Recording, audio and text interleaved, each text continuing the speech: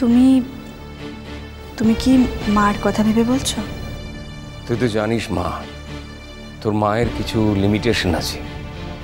আমি একসময় জোর করে এই লিমিটেশনগুলোকে ওভারকাম করতে চেয়েছিলাম, কিন্তু এখন মনে হচ্ছে আমি ভুল করেছি।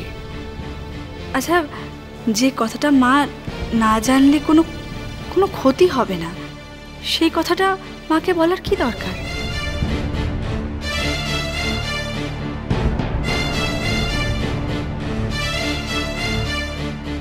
তারও তো একটা মান সম্মান আছে।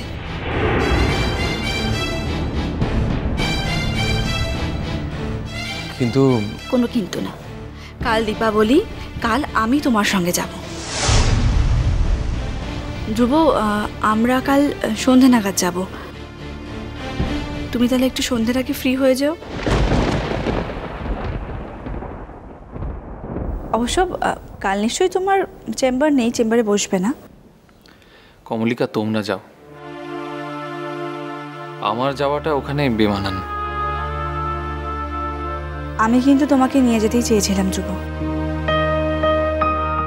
জানি তো, কিন্তু যেদিন আমার যাওয়াটা মানানসই হবে আমি সেদিনই যাব। তোমাকে নিজে থেকে বলতেও হবে না, আমি বলবো তোমাকে যাওয়ার কথা। কিন্তু ততদিন তো আমাকে একটু অপেক্ষা করতেই হবে কমলিকা। বেশ, ঠিক আছে। আপাতত তাহলে আমি আর বাপি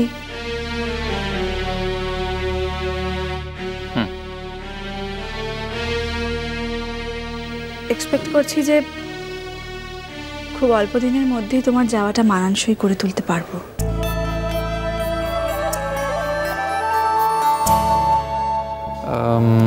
let's hope for the best. Dhruv, হ্যাঁ আঙ্কেল। যখন তোমাকে আমি ভালো করে চিনতাম না, শুধু নামই চিনতাম তোমায়, তখন তোমার উপরে আমার সেদিনকে আপনার হাতে বন্দুক থাকলে আমাকে বোধহয় আর কেউ বাঁচাতে পারত না।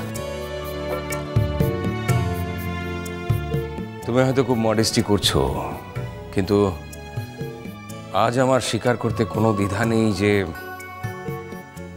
জীবনে প্রত্যেকেই আলাদা আলাদা করে ভালো হতে পারে, কিন্তু সবাই সবার ম্যাচ নয়।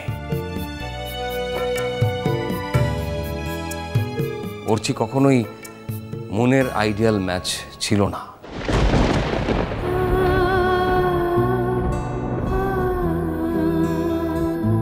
আবার হয়তো উল্টোটা, তুমি মনের জীবনে না এলে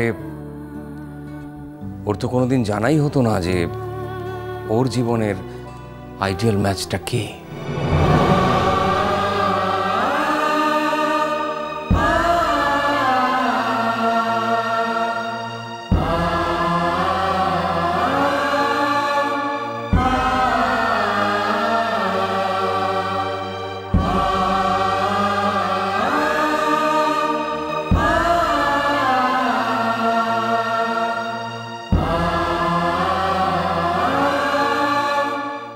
আমি আপনার কথাটা নিশ্চয়ই মাথায় রাখবো,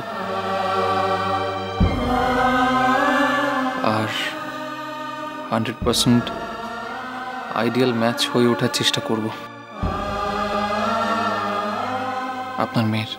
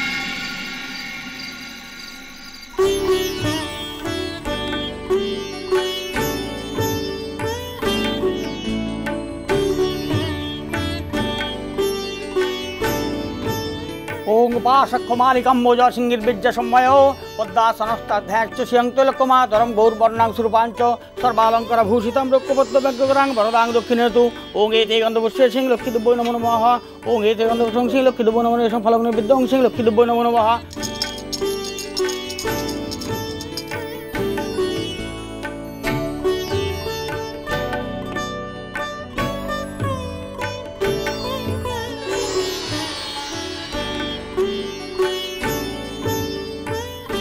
বাড়িতে পুজো হচ্ছে অথচ দিদিভাই নেই।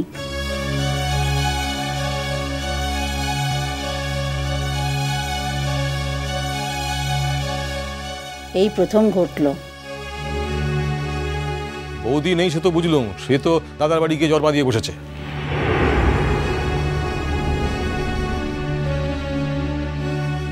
আমি আগেই জানতাম, তখনই বলেছি। এখন বাড়ি ফেরার জন্য আগুলি বিগুলি করা হচ্ছে। শাশুড়ার বাড়িতে ফোন করছে, আমায় নিয়ে চলো, আমায় নিয়ে চলো। ও বাবা, তাও তো লুকিয়ে লুকিয়ে ফোন করছে। মা তো কিছুতেই মামুর সামনে ফোন করতে পারছে না। আরে মামু তো অসুস্থ অবস্থায় মাকে কিছুতেই বাড়ি থেকে ছাড়বে না। না ছাড়বেই না। মানুষের রক্ত শরীরে থাকলে ছাড়েটা কি করে? ওনার ওখানে গিয়ে খাটাখাটি করি তো অসুখটা বাঁধিয়েছে।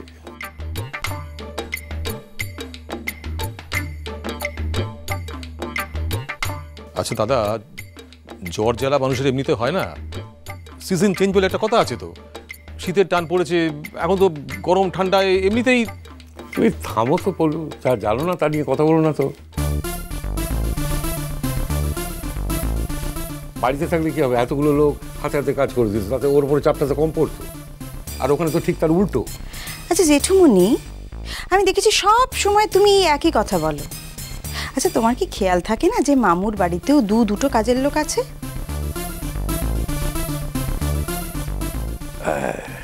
এটি তো মজা মা, কাজের লোক থাকলে তো ডাক পড়ে না। কাজের লোক যখন ছুটি নেয় কিংবা চাকরি ছেড়ে চলে যায় তখনই ওনার ডাক পড়ে।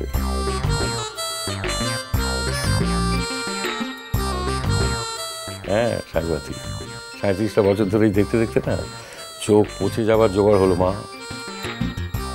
সে উসে তখন থেকে বুড়াটো ফুটানিটো মেরেটো দিচ্ছে।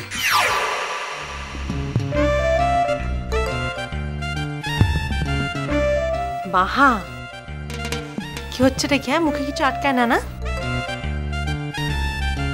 আমাদের বাবাকে যা পারছিস তাই বলে যাচ্ছিস, সাহস মন্দ না কিন্তু তোর। ভুল তো আর কিছু বলি নাই। সব সময়তে যখনই বড় মাটা বাপের ঘরটোতে যায় তখনই ওর গাটোতে এমন গায়ের জ্বালাটো ধরে।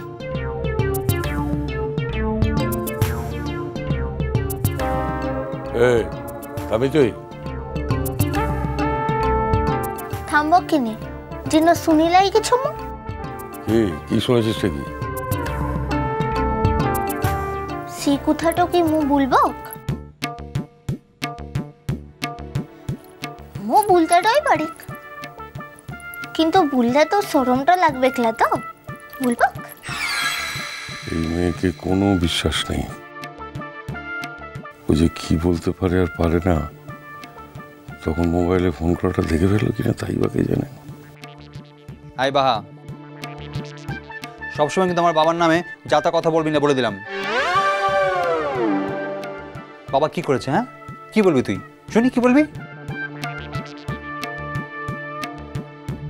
তেমন কিছুই লয়। আসলে তুদিকে সকলের সম্মতে দেখাইছে তো যে ওর বহুর লেগে ওর কিছুই লাই। মানে ওর বহুটা ইলেও ওর কিছুটা লাই আর গিলেও ওর কিছুটা লাই। না না, দাদাই তো আসতে দিচ্ছেন না দিদিভাইকে, খালি এক কথাই বলে চলেছেন। নিজের দাদার ওখানে গিয়ে যখন শরীর খারাপ হয়েছে তখন একেবারে ওখান থেকে শরীর খারাপ সারিয়ে তবে এবারই চৌকাট পাড়াবে। আচ্ছা এটা কোনো কথা হলো?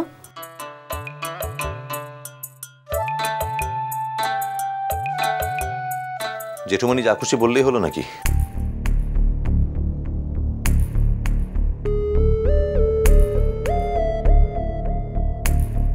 কি মনে করে জেঠুমনি যে জেঠিমনি ওনার একার সম্পত্তি? আমি কালকেই জেঠিমণির বাপের বাড়ি গেছিলাম, বলে এসছি যে আগামী রোববার গিয়ে আমি নিয়ে আসবো জেঠিমণিকে। মিষ্টি কুটু মিষ্টি কুটু মিষ্টি কুটু